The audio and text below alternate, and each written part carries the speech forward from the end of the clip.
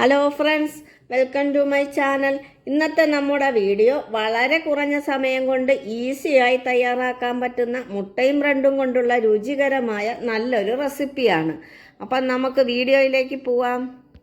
ഇതിനു വേണ്ടി ആദ്യം തന്നെ ഞാൻ 3 ബ്രെഡ് എടുത്തിട്ടുണ്ട്. പിന്നെ 2 മുട്ട പുഴുങ്ങിയതും എടുത്തിട്ടുണ്ട്. ഈ മുട്ട 2 നമുക്ക് ഇതുപോലെ ഒന്ന് ഗ്രേറ്റ് ചെയ്തെടുക്കാം.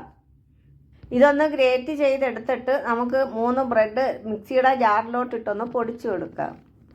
സ്കൂള് വിട്ട് വരുന്ന കുട്ടികൾക്ക് പെട്ടെന്ന് നമുക്ക് തയ്യാറാക്കി കൊടുക്കാൻ പറ്റുന്ന ഒരു ഐറ്റമാണ്.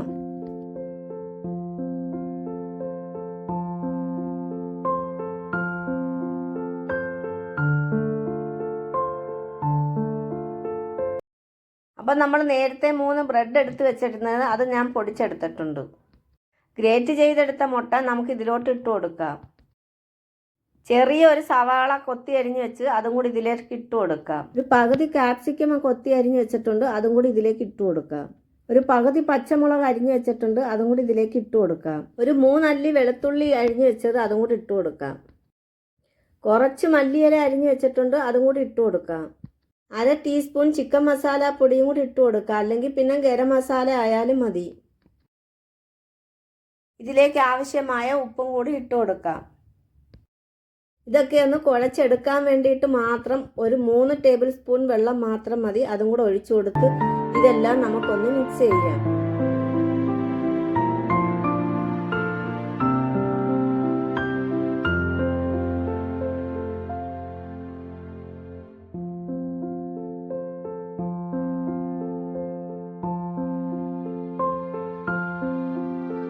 ഇനി നമുക്ക് ഇഷ്ടമുള്ള ഷേപ്പിൽ ഇതൊന്ന് ഉരുട്ടിയെടുക്കാം.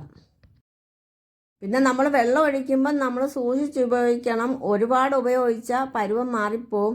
കുറച്ച് വെള്ളം മാത്രം ഒഴിച്ചു കൊടുത്ത് ഇതുപോലെ നമ്മൾ കുഴച്ച് ഉരുട്ടിയെടുക്കാം.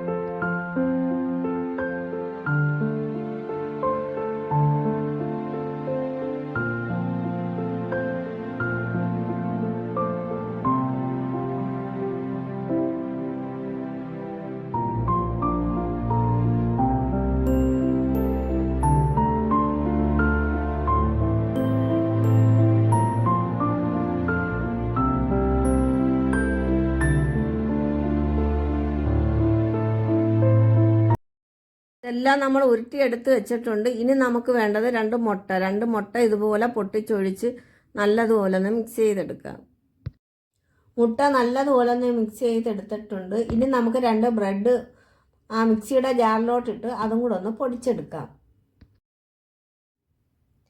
ബ്രെഡ് പൊടിച്ചെടുത്തിട്ടുണ്ട്. ഇനി നമുക്ക് ഈ ഓരോ ഉരുളകൾ മുട്ടയിലോട്ടൊന്ന് മുക്കിയെടുത്തിട്ട് ബ്രെഡ് കൊണ്ടൊന്ന് കോട്ട് ചെയ്തെടുക്കാം. ഇതുപോലെ എല്ലാം ചെയ്തെടുക്കാം.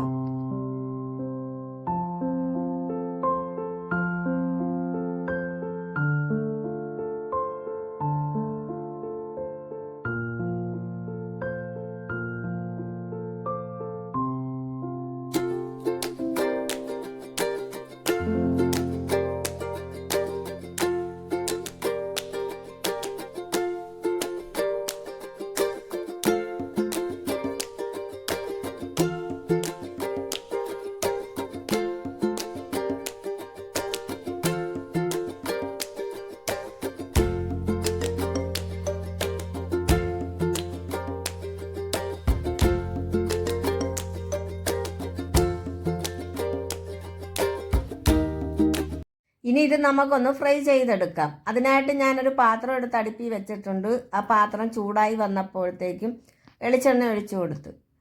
വെളിച്ചെണ്ണ ചൂടായി വന്നപ്പോഴത്തേക്കും നമുക്ക് ഇത് ഓരോന്നോരോന്നായിട്ട് ഇതുപോലെ പരത്തി ഇട്ട് കൊടുത്ത് ഫ്രൈ ചെയ്തെടുക്കാം.